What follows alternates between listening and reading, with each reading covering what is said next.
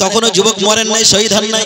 যুবক উঠে বসে বললেন, ইয়া রাসূলুল্লাহ, ইয়া হাবিবাল্লাহ, আমি এতদিন পর্যন্ত ঈমান আনিনি এবং যখন লড়াই করেছিলাম তখনও ঈমান আনিনি, তারপরও আমি মুসলমানদের পক্ষে লড়াই করেছিলাম, আমি এখনো জীবিত আছি, কিন্তু আমি বুঝতে পেরেছি নবী মুহাম্মদ আপনি সত্য, অতএব আমি মৃত্যুর আগে আপনার উপরে ঈমান নিয়ে আসলাম। জোরে বলেন সুবহানাল্লাহ।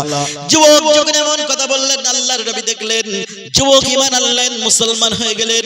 হঠাৎ করে যুবক আবার নিজে থেকে লুটিয়ে পড়ে গেলেন মাটিতে। আর যেই মাত্র যুবক পড়ে গেলেন, সাথে সাথে যুবকের ইন্তেকাল হয়ে গেল। আল্লাহর নবী বললেন, এই যুবক ঈমান এনেছে বটে, কিন্তু ঈমান আনার পরে কোনো ভালো কাজ করতে পারে নাই, কিন্তু তারপরেও তার ঈমান ওই সাক্ষ্য দেবার কারণে আমি নবী ঘোষণা দিলাম ওই ব্যক্তি জান্নাতি। জোরে বলেন সুবহানাল্লাহ।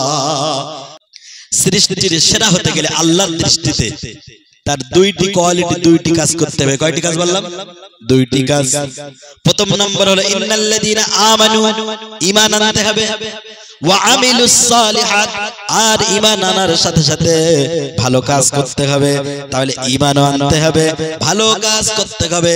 এই দুইটি কাজ যদি কেউ করে, আল্লাহ বলেন ওই মানুষগুলি হলো সৃষ্টির সেরা। তাহলে এই দুইটি কাজ ব্যতীত আল্লাহর পছন্দ নিয়ে কেউ হতে পারবে না। প্রথম নম্বর ঈমান আনা। যদি কোনো ব্যক্তি ঈমান নিয়ে আসলো কিন্তু ভালো কাজ করলো না, তার ঈমানের কি কোনো মূল্য আছে? কোনো মূল্য নাই। মনে করেন ওযু করলে ফোঁটায় ফোঁটায় সওয়াব।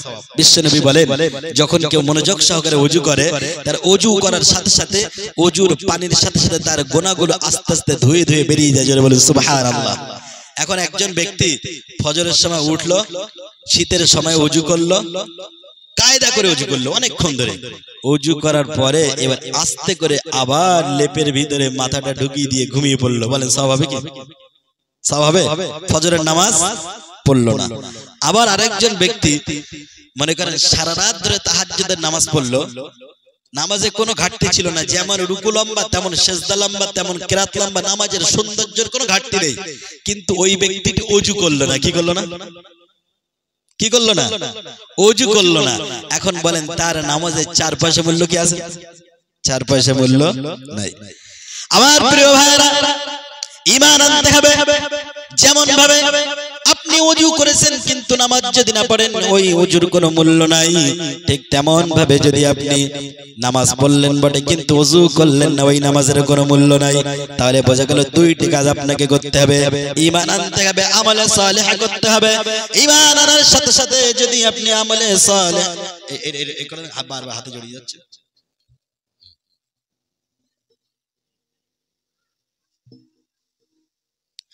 ঈমান আনার সাথে সাথে যদি আমলে সালেহ যদি আপনি না করেন, তাহলে আপনার ওই ঈমানের কোনো মূল্য নাই।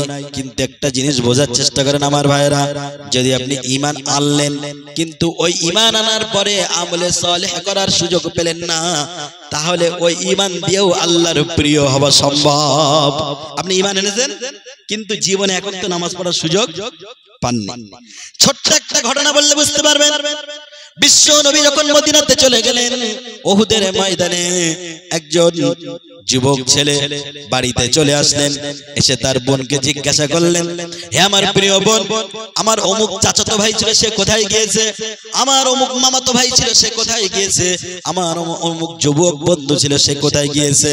তার বোন তাকে বললেন, শোনো, তুমি তো বাড়িতে ছিলে না, কিন্তু তুমি যখন বাড়িতে ছিলে না, ওই মুহাম্মদ মক্কা থেকে আগত ওই মুহাম্মদ সাল্লাল্লাহু আলাইহি সাল্লামের হাতে হাত ধরা আমার চাচাতো ভাই, মামাতো ভাই, আমার ভাই, তারা ইসলাম গ্রহণ করেছে।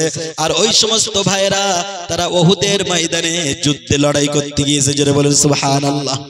ওই যুবক তখন ইসলাম গ্রহণ করেন নাই। ওই যুবক বললেন, আমার চাচাতো ভাই, মামাতো ভাই, ফুফাতো ভাই সবাই ইসলাম কবুল করেছে, কিন্তু আমি এখনো ইসলাম গ্রহণ করিনি। তারা যুদ্ধের ময়দানে গিয়েছে, বাড়িতে কোনো পুরুষ মানুষ নাই, বাড়িতে যারা আছে মহিলা, কিন্তু আমি তো কোনো মহিলা নয়, আমি তো পুরুষ যুবক মানুষ, আমি এখন বাড়িতে থেকে কি করব? ওই যুবক আস্তে আস্তে চলে গেলেন উহুদের ময়দানে। উহুদের ময়দানে যাবার পরে যুদ্ধ করলেন মুসলমানদের পক্ষে, কাফিরদের বিপক্ষে। মনোযোগ দিয়ে শুনবেন, কাদের পক্ষে লড়াই করলেন? মুসলমানদের পক্ষে লড়াই করলেন, বীর বিক্রমে লড়াই করলেন, কাফেরদের বিরুদ্ধে লড়াই করলেন।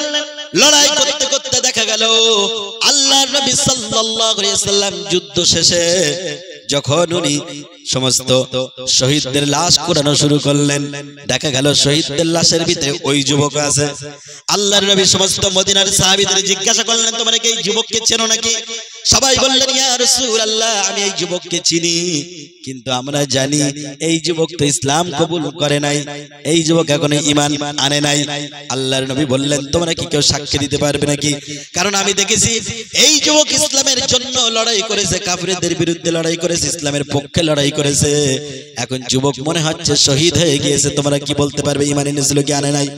এমন কথা যখন হচ্ছে, হঠাৎ করে ওই যুবক দেখা গেল মরণাপন্ন অবস্থায়, শোয়া অবস্থায় ছিলেন, কিন্তু যুবকের দেহের ভিতর আল্লাহ এমন একটা শক্তি দিয়ে দিলেন, যুবক সাথে সাথে উঠে বসলেন। মরণাপন্ন অবস্থায় যুবক উঠে বসলেন, মানে তখনও যুবক মরেন নাই, শহীদ হন নাই। যুবক উঠে বসে বললেন, ইয়া রাসূলুল্লাহ, ইয়া হাবিবাল্লাহ, আমি এতদিন পর্যন্ত ঈমান আনিনি এবং যখন লড়াই করেছিলাম তখনও ঈমান আনিনি, তারপরও আমি মুসলমানদের পক্ষে লড়াই করেছিলাম, আমি এখনো জীবিত আছি, কিন্তু আমি বুঝতে পেরেছি নবী মুহাম্মদ আপনি সত্য, অতএব আমি মৃত্যুর আগে আপনার উপরে ঈমান নিয়ে আসলাম। জোরে বলেন সুবহানাল্লাহ। যুবক যখন এমন কথা বললেন, আল্লাহর নবী দেখলেন যুবক ঈমান আনলেন, মুসলমান হয়ে গেলেন।